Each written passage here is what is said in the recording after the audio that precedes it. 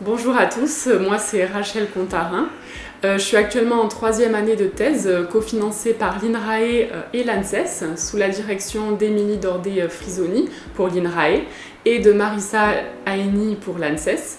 Mes travaux ont été en partie réalisés au sein de l'unité INTERES pour innovation thérapeutique et résistante. C'est une unité mixte de recherche qui est basée sur l'École nationale vétérinaire de Toulouse. Donc ma thèse, elle a pour but d'étudier les éléments génétiques mobiles chez Staphylococcus aureus d'origine humaine et animale afin de déterminer leur rôle dans la dissémination de l'antibiorésistance. Donc Staphylococcus aureus, c'est une bactérie pathogène opportuniste de l'homme et de l'animal, mais elle va aussi cohabiter avec l'homme et l'animal de manière pacifiste. On va le retrouver plus précisément au niveau de la peau et des muqueuses, donc comme le nez, les intestins. Chez l'homme, elle provoque des maladies bénignes, comme des infections cutanées, des intoxications alimentaires, mais aussi des maladies plus graves, comme la septicémie qu'on va attraper principalement dans les hôpitaux. Chez les animaux, elle est responsable d'infections cutanées, mais aussi de mammites, chez les vaches laitières, les brebis, les chèvres, mais également de septicémie. Donc pour soigner l'homme et l'animal, la consommation d'antibiotiques s'est accrue ces dernières années. Cependant, les bactéries ont un fort pouvoir d'adaptation. Elles ont donc développé des moyens pour se défendre contre les attaques des antibiotiques. Ainsi, nous allons voir apparaître de plus en plus de Staphylococcus aureus multirésistants à de nombreux antibiotiques. Ces superbactéries vont alors se propager partout, chez l'homme, chez l'animal, mais aussi dans l'environnement.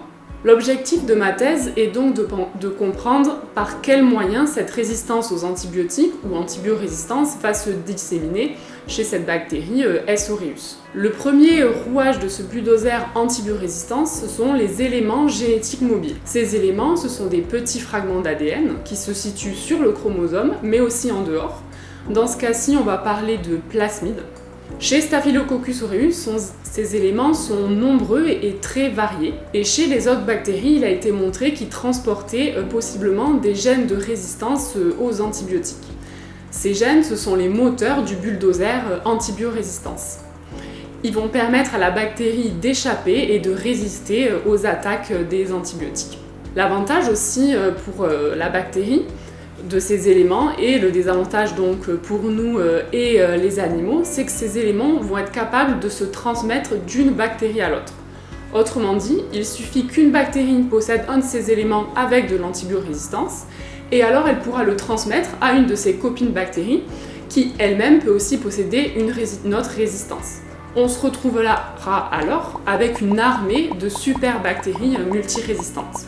Avant ma thèse, très peu d'études se sont intéressées aux éléments génétiques mobiles qui portaient ces gènes de résistance chez Staphylococcus aureus. On se demande donc, sont-ils nombreux à porter ces gènes de résistance? Ces gènes ont-ils des préférences pour certains types d'éléments? Donc quels sont ceux qu'il faut abattre? Quels sont ceux qui sont les plus dangereux? Donc ma thèse, dans un premier temps, j'ai identifié les éléments génétiques mobiles qui portaient les gènes de résistance aux antibiotiques dans plus de 10 000 génomes de Staphylococcus aureus et j'ai pu observer la grandeur et la diversité de ce fameux bulldozer antibiorésistance.